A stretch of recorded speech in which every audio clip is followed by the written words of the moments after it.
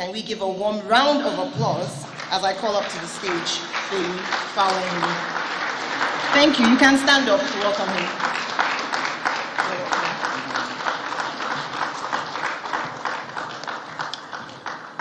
Thank you very much. You can sit down. It's good to be back home. And interesting this time around. Last week I had to queue to buy fuel in the UK.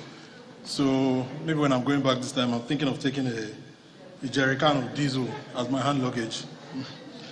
But yes, a safe place to do risky things. A recipe for growth and innovation. That's the title of my talk today. Okay, I'll start by asking you something. What is this athlete doing? Don't worry, it's not a trick question. It's what? High jump. Yeah, exactly. That's what it is. The athlete is doing a high jump. It's interesting because you saw this thing and it was normal to you. There was nothing strange about it. You've seen it several times, on TV, at the Olympics or anything. But this was not always normal. If you go to now, before 1968, this is what was normal, right? So you jump either doing the scissors style or the straddle style. Before 1968. But then in October 1968, if you go to the next slide, this guy, Richard Dick Fosbury, he popularized what we know now as the Fosbury flop. So the first slide you saw, that was someone doing the Fosbury flop, and it's all normal to you. But when you think about it, it's kind of ridiculous, right? So you are going to scale a high jump, and you go with your back, you jump with your back, and you jump upside down. Completely ridiculous when you think about it. But the reason, in fact, when he did it, at the Mexico 1968 Olympics, that was how he won the gold medal. When he did it, people in the crowd, they actually laughed. And one commentator was saying on TV that he looks like somebody being pushed out of a window. Every time he went, he would first do his, standing on his heels, and the crowd would be laughing. But he won the gold medal with it. Now the thing with Fosbury was that there was no scientific thing about it. Right? He was trying different things before he arrived at this style. But when he finally arrived at this, he found out that this allowed him to jump higher than other styles he was using. He had injured himself, using other styles. But then he finally settled on this.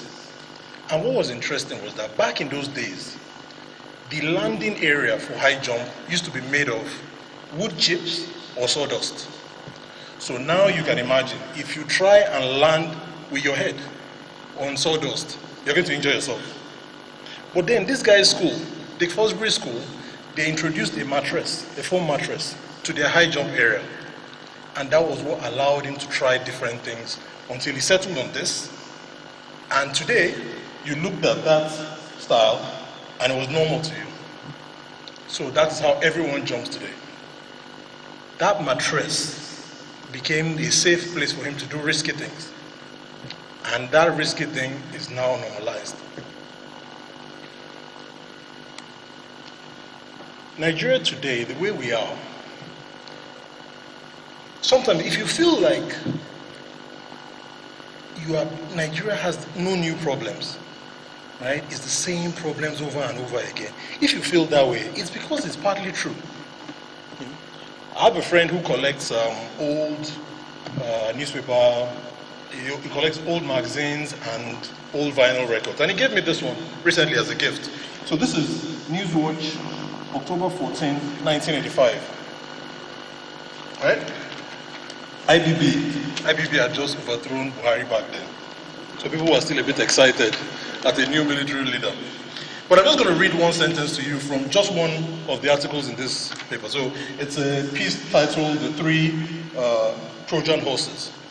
And it says, so we were discussing the whole IMF debate back then, this is 85, and it says, the three outstanding Trojan horses, otherwise called the IMF conditionalities, which Nigeria has to meet before the loan can be granted are devaluation, trade liberalization, and the removal of petroleum subsidies.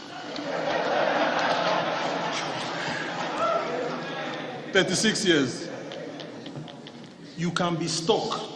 A country can be stuck arguing the same things over and over again.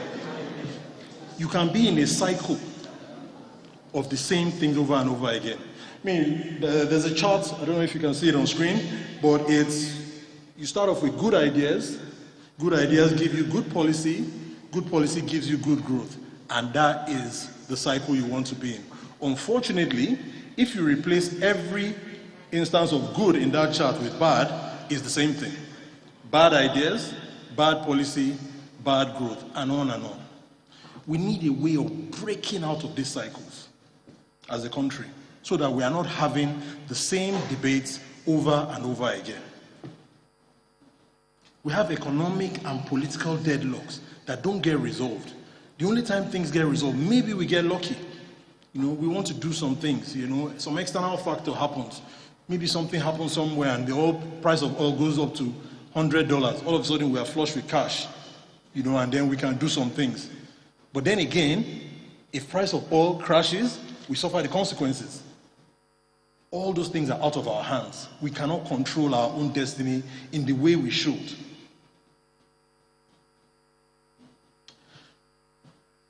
There are many books that have been written on innovation. There are several definitions of innovation and things why you should have innovation. I'll just pick the select few that I want to talk about. First of all, my favorite definition of innovation is that it is not really about inventing something new. It is often about combining existing resources in a different way. One of the best examples of this is James Watt. So, is one of the most popular people when it comes to the story of the Industrial Revolution.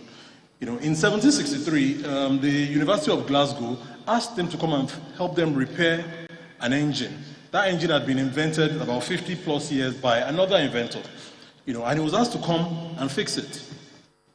So while he was trying to fix it, the engine didn't work. While he was trying to fix it, he realized that about 75% of the steam produced by that engine was just being wasted. And he then realized that, okay, a way to fix this might be, he introduced a new condenser to collect that steam.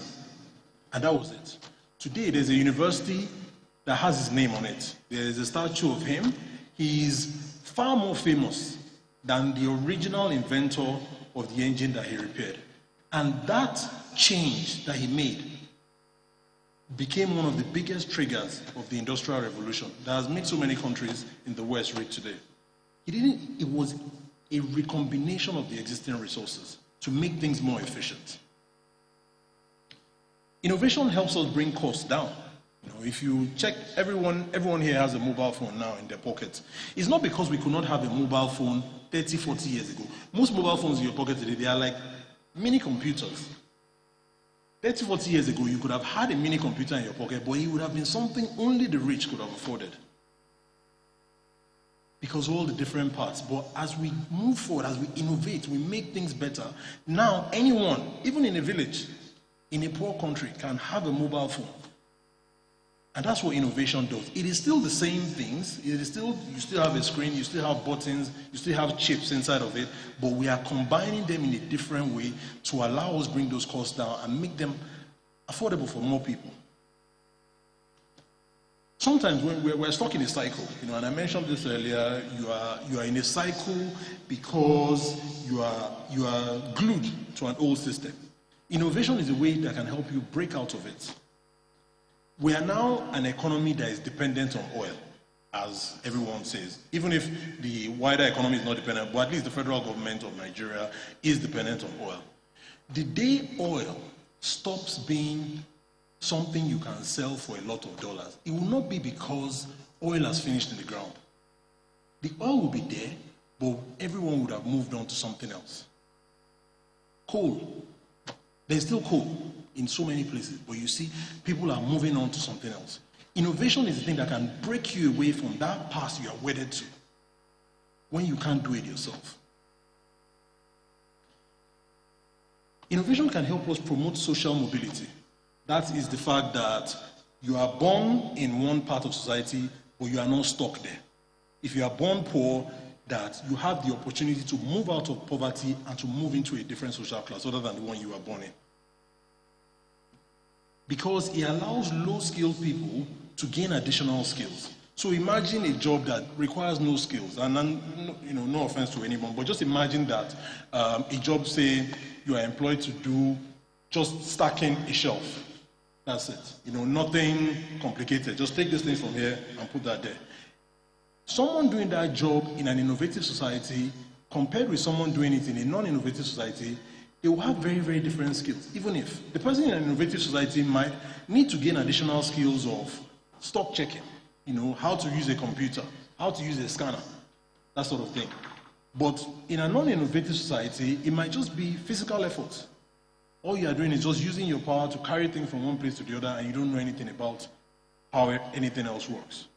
Innovation allows us to give the low skilled in our society additional skills beyond the skills they require for their job. If you are in a society where some people are always rich and some people are always poor, the poor can work very, very hard, but they cannot rise out of their station. They cannot get rich. The rich can make so many mistakes. They can do so many things wrong, and they'll still remain rich. That is a society where you have found a way to block innovation. Because if somebody is poor, if they work hard, they should be able to rise up beyond that. And if you are rich, it goes the other way too. If you are rich, if you are profligate, you waste money, you should be able to fall out of being rich and suffer the consequences of your actions. Those are the kind of things that innovation does for us. People like to talk about China a lot, so we're going to go to China now. But people like to talk about China a lot. And one of the things that we want to say first is that when it comes to China, what you see China doing today is not what has made China what it is today. Just say that again. What you see China doing today is not what has made China what it is today. Policies take time, right? So if you see what China is today, an amazing growth story, the greatest growth story in human history. The policies that led to that are things that happened quite a while ago. So if you want to understand how China got to where it is today, then what you should do is you should look back a bit in time. Don't copy what they are doing now. What they are doing now, it might be good, it might be bad, but we don't know yet. The results will come in the future. Shenzhen, a city that began as a safe place to do risky things. In 1980, this was a fishing village, 30,000 people. It now has more billionaires than London. And between 1980 and 2016, the GDP of Shenzhen grew by 22% per annum. That is an astonishing rate. What that means is that every 3 years, the economy of Shenzhen was doubling. Every 3 years, the size of the economy was doubling. The companies based in Shenzhen now file more international patents than those in France or Britain. From this village of 30,000 people in 1980, it is now the youngest metropolis in China and the richest city per capita GDP in the country, depending on which measurement you decide to use. It has 8,000 cameras per square mile. I like that one. The highest in the world. I took this picture myself. I quite like it. I took it on the 95th floor of one of the buildings in Shenzhen, and it's not even the tallest building there. Skyscrapers as far as the eye can see. Some of those companies listed there, these are just some of I just selected a few sample of companies that are based in Shenzhen. Huawei, everyone knows Huawei. Foxconn, they make iPhones. They employ millions of people. Tencent, for all head of that. DJI, the drone maker. And not everything in Shenzhen, just for balance, not everything in Shenzhen is good. So if you've been listening to the news, you might have heard of a company called Evergrande, which is blowing up with $300 billion of debt. They are also based in Shenzhen. But one of my favorite companies is Ping An. I work in the insurance industry now, and Ping An is an amazing company. This company began in 1988 in in Shenzhen by simply providing insurance to trucks. So the trucks that were moving between different parts of the country and the city to the port, they were insuring them at different points in time. Today, that company it employs 110,000 people in its technology department, not the whole company. Technology department employs 110,000 people. This is an insurance company. There are 3,000 scientists employed in that department.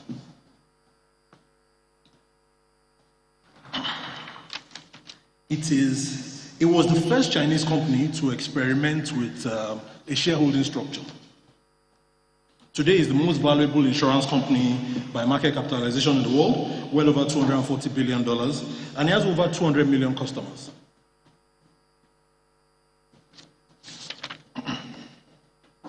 Shenzhen was the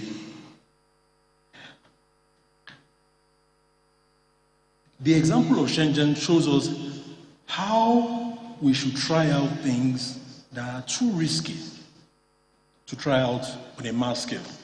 Now, for some context, so in 1976, Chairman Mao, who was the larger-than-life leader of China, had died.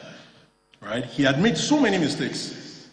While as leader, they had the Great Leap Forward, which killed so many people, the famine, and then they had the Cultural Revolution, where he was trying to cover up his own mistakes, and he just basically set the country on fire. And then he died. Now, you might think that the need for change is obvious, and this is a lesson that we have to learn. You might think that the need for change is obvious, but how to make that change is not always clear, and people will not always agree. So you had China, the leadership in China was now divided into two. There were people who believed that Mao was correct, and the only way, and that what we should do now is to continue his policies, but maybe better. And there were other people in another camp who believed that these policies were wrong. We need to move in a different direction. Deadlock. Now, there is nothing that says China could not still be having that same debate till today. But the way they broke out of that deadlock was by creating this safe place to try out new things.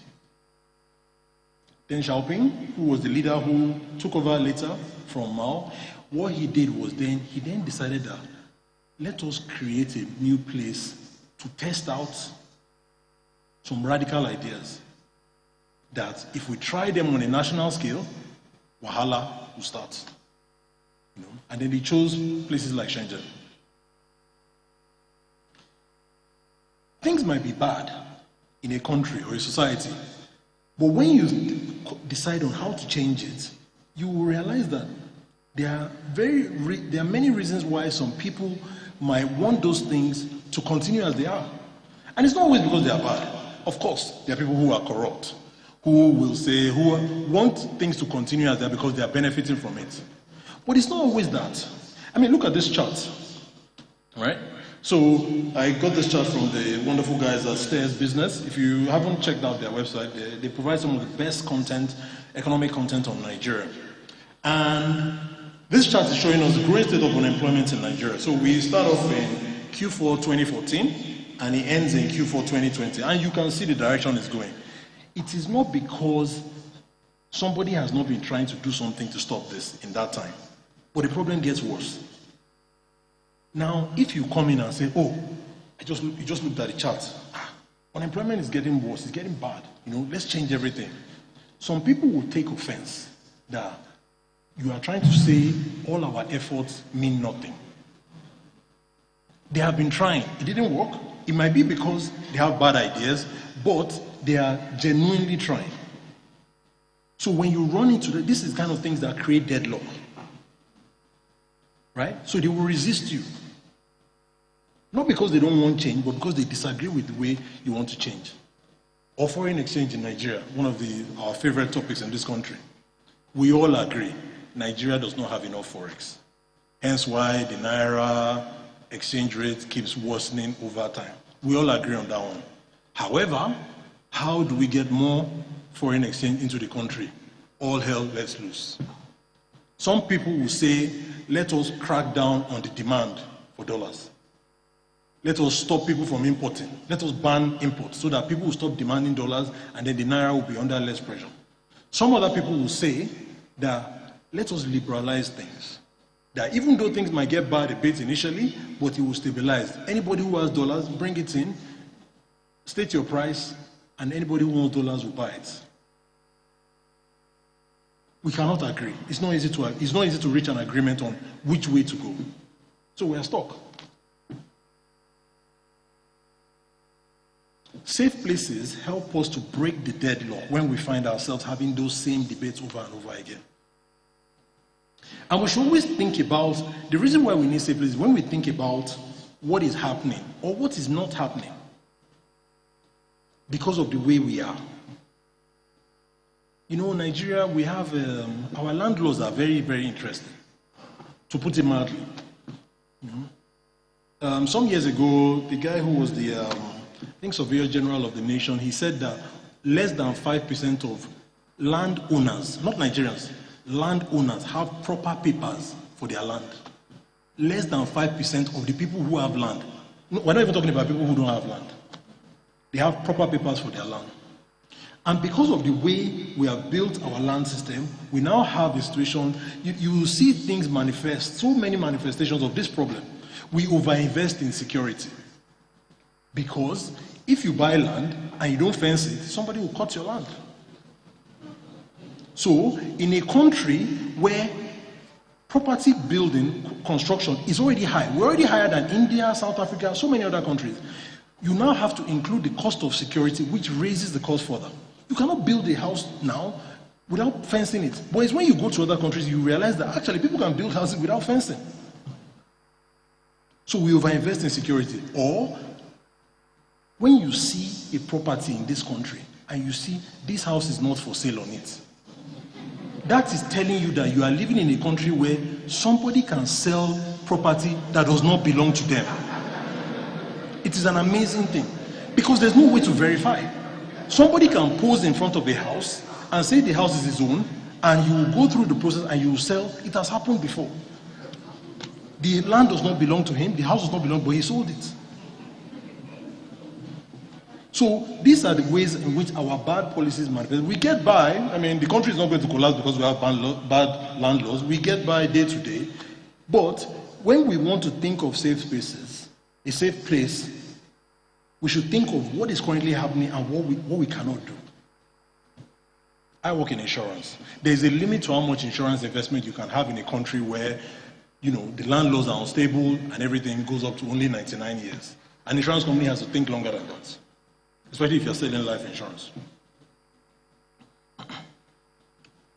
Where do we put safe places when we want to do risky things? Right? The next slide. Experiments have a high chance of failure. That's by definition. So you have to be careful where you locate your safe places. Now that map, you know, look at Beijing is obviously where the capital is, where all the political leaders in China are. But Shenzhen, look at where it is, down by the coast, 2,000 kilometers from the capital.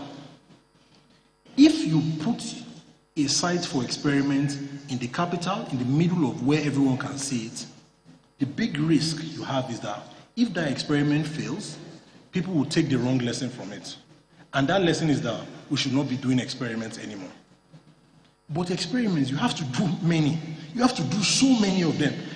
Thomas Edison, he did 50,000 experiments, him and his staff, before they finally got to the killer one, the killer app as they call it. So locating your safe places, you don't want to put it where all eyes can see it. Creating that place where you can carry out experiments. In China, when they needed Shenzhen, what they were doing in Shenzhen, one of the things they were experimenting with different ideas, things that were too crazy for the whole country to roll out initially. You also have to disguise what you are doing, as if need be, because the people who don't like things, who don't want you to change things, will get very, very upset and sabotage you. You know, today, everywhere you go in the world, you hear of special economic zones. But when the Chinese did it, the reason they called it special was because they wanted to hide what they were doing. Special, almost in quotes. You know, that we are doing something special here, just to make everyone look away. And, you know, a decade ago, they wanted to try out more reforms, and they called the zone more special. economic zone.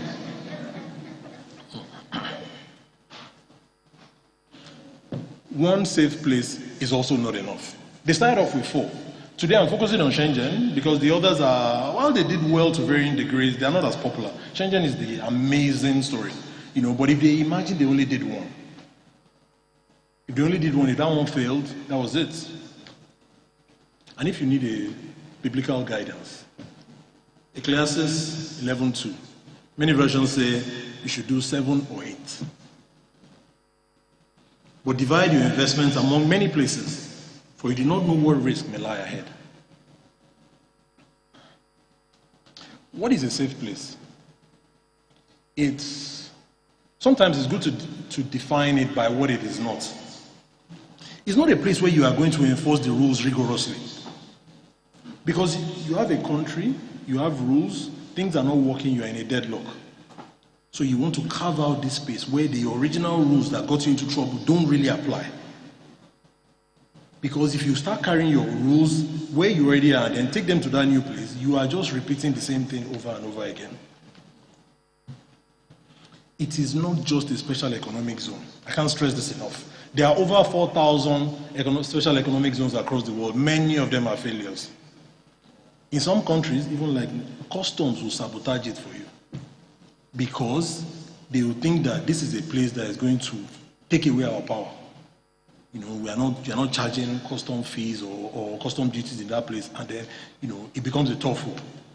That's not what it is. It is a place for where you want to try out things that are not possible elsewhere. And it's not just about spending on research and development. If you are somebody that if you are the man with the money, and people know that you don't like this thing, you don't like one particular thing, and then you give out money for research, they will not do that thing you don't like. So your research is just going to be prepared. You are spending money on research, but it's just going to be giving you the answers you already want to hear. It's beyond that. It is a site for experimentation, freedom to do the things you cannot currently do in the wider society, the wider organization, the wider culture.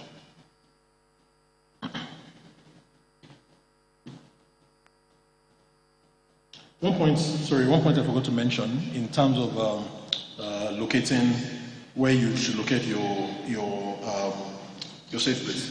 Now, when you read the story of the reform era in China, the reform and opening up period in 1978 and thereafter, there was one guy his name comes up all the time. He was one of the people who was very anti-reform.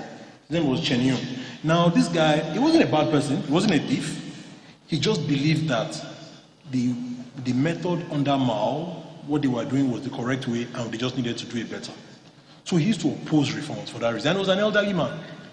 But something I noticed when you read several accounts of that period was that he said he never visited Shenzhen. And my conclusion is that the place was too far for him to go to. If he had gone there and he had seen it, that might have given him more energy to oppose things again. He was an old man back in those days. 2,000 kilometers. It's not today where you have the fast trains in China, or even airlines. To get there, it would have taken you days.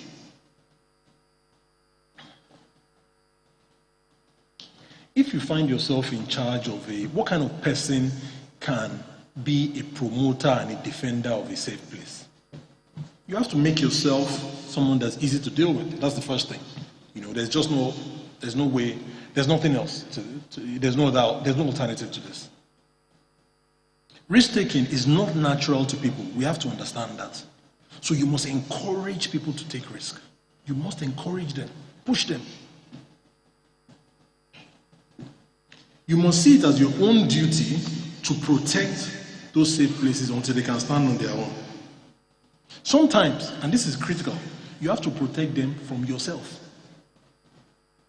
In 1989, we're all familiar, in China, students had been mobilizing and protesting, and eventually ended up with Tiananmen Square, where the military cracked down on students and killed some of them.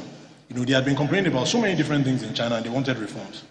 Now, Deng Xiaoping, who was the one who started the reforms, he was the one who also gave the order to crack down on the students.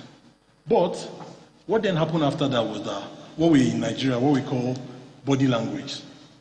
You know, the people in government, the regulators, the enforcers, everything, they took that as a signal that we should start cracking down on any kind of reform. And then that put places like Shenzhen under threat. People wanted to shut it down. Now, at this point in time, Deng Xiaoping was no longer really president. It's like one state in Nigeria, I won't mention their name. You know, they have a governor, and they have governor emeritus. So he was kind of like president emeritus at that point in time. He was 88 years old. He realized what was going on, that, these are the consequences of my own actions. So what did he do? Nobody knew where he was going. He carried some members of his family, he got on a train, and then he went down to Shenzhen, and then he started giving speeches. It was when he got there, people realized what he was doing. And he became known as the legendary Southern Thor. And one of the things he said was, whoever is against reform must leave office. And he said that to the army. A veiled threat. So saying, yes, I was the one who said we should crack down on the protesters, but I'm not saying the crackdown should continue to these places. So he came out to defend those places against his own actions, against himself. You will find yourself in that position if you are in charge of a safe place, you know, because you are responsible not just for that safe, but for the wider country, where you must come out to defend them. A lot of unapproved things are going to happen in safe places. You have to hold your nerve, because it is by definition a site for experimentation. When something you are not expecting happens, you are not going to take that as a sign to shut it down. You also need articulate defenders, people who can defend. Don't go and put just anybody, you know, who doesn't really understand what is going on as the spokesperson for that. When people start asking questions, the person will just say anything, and then people will just say, what are these people doing here? What's going on here? So, the new normal in China. And I love this chart very much. So what happened in Shenzhen? You know, it was the new policies that were tested. Things like the hukou. You know, the hukou is a system in China whereby if you are born in a village, you are a peasant. The label of that, and you have certain rights, which is the collective property rights. If you are born in the urban area, you know, you have a different right, and that follows you. So it was you need a visa within China to cross from the rural area to the urban area. You know, now this system obviously has problems. You can tell it has problems, but in a country of almost 1 billion people, if you just remove it overnight, you don't know what's going to happen. So I mean, if you are in an urban area, for example, you get subsidized housing, you know, and it determines how you get education, where you can get healthcare, and where you can get so many things. So Shenzhen became a site where they tested out reforms to that system. So in this small village, anybody could come there. You know, they didn't enforce it. I mean, they gradually removed all the restrictions and just tested it out.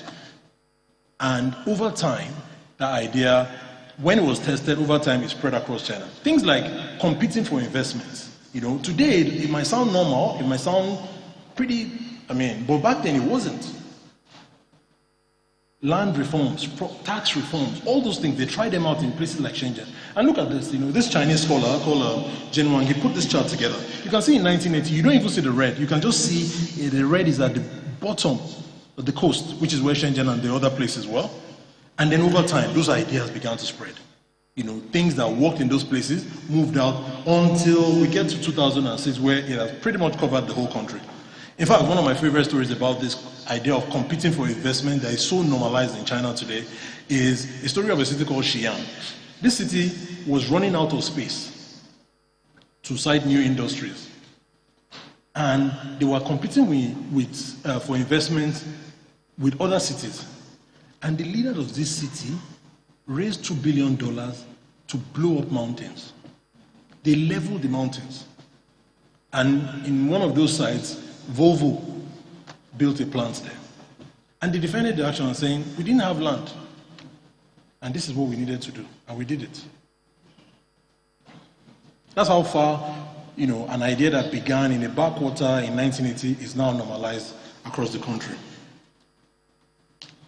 I have three illustrations where I want to talk about how we can lower the cost of building safe places and the kind of places we should be thinking about for our safe places in a country like Nigeria. And I'll use this with three stories. The first one is our universities. A gene is a piece of DNA that sends instructions to the body to produce proteins. Those proteins then give us what we might call our phenotype. So your phenotype is your characteristics as a human being that can be observable. I can see. I can't see your genes, those are like codes in your body, but I can see your phenotype. So I can see that you're light-skinned, I can see your hair is thick, or you have, or just the way your natural characteristics manifest. So in 1990, something called the Human Genome Project started. And the whole idea was basically to map genotypes, which is the constitution of the body, how all the genes you have in your body, to phenotype. So we can pinpoint, say, these genes is what is leading to this characteristic that we see. Over 20,000 genes were mapped with that, and the project was mostly completed by 2003. Now, what was interesting was that there were two concurrent parts of the project. So a private company ran one, they did some mapping, and then the HGP, the Human Genome Project, also did it. This was publicly funded, and it was done by a network of 20 universities and different organizations. So this American scholar, Heidi Williams, she went and did some research and said, tested them. The ones we did in the private sector and the one we did in the public sector, what was the outcome? And what she found was that the R&D on the private sector, on the cellular one, they were 30% lower than those on the Human Genome Project, the public one. There were 40% more publications on the public one than the private one. And there were 40% fewer uses for diagnostics of the private one than the public one. We will not always have this choice where we can say, where do we situate what we call basic research? Things like this are the basic research. Now, that research is not something that's going to heal anybody. But a pharmaceutical company can then build on top of that. So you can imagine a family, say, sickle cell or cystic fibrosis, which we know is a genetic disease. In 1970, it killed somebody in the family. And then 20, 30 years later, it killed his son. And then 20, 30 years later, it killed his grandson. The Human Genome Project will help us identify the gene that is causing this thing, and almost with the touch of a button, you can delete that gene. And you will scientifically delete what your Bible calls Ogun. Yeah, that's what it is. You'll be able to take that away from that family, and it doesn't happen anymore. When we have a choice or an option of where we want to put our basic research, we should do it in our public institutions, in our universities. We are wasting our universities by not doing this. My next example is private companies. What should private companies do? George Mitchell, he is popularly called the father of fracking in America. His parents were goat herders from Greece. They came to America as immigrants, and over time he built up a real estate business, and he had a lot of money. But everyone knew in America that the Barnett Shale, a kind of formation in America, had a lot of gas in it. The question was, how do we get that gas out of it? And fracking, obviously, is the way you pump water and all kinds of liquids into it to fracture the rock, just to open the rock a bit. Once you pump it at a high pressure, the rock opens a bit, and then the gas starts to seep out, and then you collect the gas. But the challenge they were having was, what kind of chemicals can we use? How can we do it? They tried everything. There's this particular beans called guar from India. They tried that, they used that, mixed it with so many different things. But George Mitchell kept funding this thing. He was making money from other things. But he kept funding it. And then there was one young boy, 31-year-old, Nick Steinberger, just one day after they had tried all many different kinds of things. And this is the funny thing about luck. You've tried everything and then you get lucky. One day, they were running out of there, and he just realized that they had made a mistake with the with the way they are, the liquid they were using, but the gas was coming out. After spending $250 million over 16 years, they finally got gas out of that. In one day in 1997, and then at the age of 78, in his old age, George Mitchell became a billionaire. If you are the leader of a private company and you have stable income, that is the time when you should be thinking of creating a safe place. Nigerian banks, you can predict their income, government bonds, all this kind of stuff. They do the same thing over and over again. You need to then carve out a place to try out risks. This is the responsibility for private companies in this whole equation. Even in a church, your tithes is stable, your offerings are stable, everything is predictable. You need to then start to think of carving out a space where things are not predictable. My last example, government. What should government do? These days, whenever I go out back in the UK, electric cars are everywhere on the road. In fact, now you can almost not recognize them. The only way you tell is when you see the front grille is covered, because an electric car doesn't need air to go in to cool any engine. Right? So they're everywhere. Every major car maker has his own electric car now. Mercedes, BMW, Skoda, everybody. They're all over the place.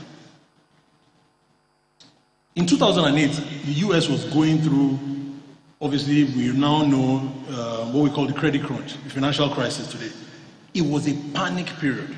The economy was teetering on the brink. Things were blowing up everywhere. So the government came up with an emergency economic stabilization act. This was a bailout. But yet, when you look in that bailout document, if you go deep down, section 205, you will find something interesting. Incentives for electric car makers. What does electric cars have to do with financial crisis? It didn't need to be there. But somebody was thinking, even in the middle of a crisis, somebody was thinking about shaping the future. And when you look at the incentives in there, at the first glance, it just looks normal, like if you do this. But what was interesting was that the incentives were given based on weight of the vehicle. Why? In an electric car, batteries are everything. The batteries, they weigh a lot. Today, an electric SUV can weigh 1 ton. They are very heavy, which is why if you are going to have an electric car making factory, you cannot be importing the batteries from another place. So wherever battery factories are sited, electric cars will be sited very near it. Now, if you are putting heavy cars on the road, that will lead to various other kinds of problems. You damage the road and all that. So what that thing did, what that incentive did in that document was it lowered the incentives you get as the car gets heavier. A signal to battery makers that we need you to reduce the size of the batteries you are making, to speed it up, to do experiments. Make sure you can get that down to a smaller size. And when you do that, obviously, electric cars can then become they can become mainstream. Today, General Motors just announced a new type of battery a few months ago, where the innovation in it is that they've removed all the wires in it. It might be a small amount, but that saves some weight. That is the thing now. And in 2008, that was what the US government did. Several governments across the world did it. This is how a government can shape the future. The future is a theoretical idea. The government can help to make it physical. Governments don't always get it right. They make a lot of mistakes, but they have a powerful say in how the future turns out. I always get upset when I see the way we do incentives in Nigeria. So many times we see you just give somebody, say, okay, we want this industry in Nigeria. Okay, first step, we ban the importation of the thing. And we want it to be produced in Nigeria. Okay, fine. What does the future look like? What do you want the future to be? You can't just give incentives and you need to shape what the future outcome is and using the power of government. What's the alternative? Apologies, I've run out of time, but what's the alternative we have? I love this quote by Joel Mokyr, professor of economics. He says, progress happens when we resolve to bring it about. Safe places do not fall from the sky. They are created by human beings here.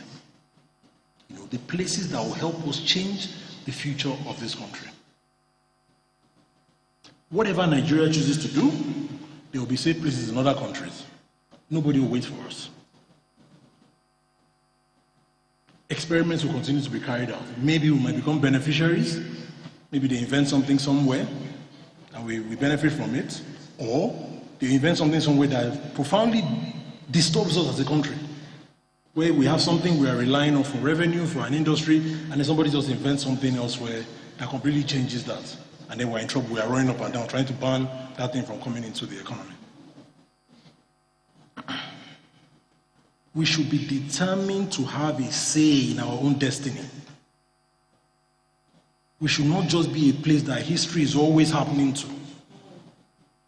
We should control and shape our future as much as we can as a country. There is no alternative. And we can do this by creating safe places all around the country where we can do these risky things that will change the country.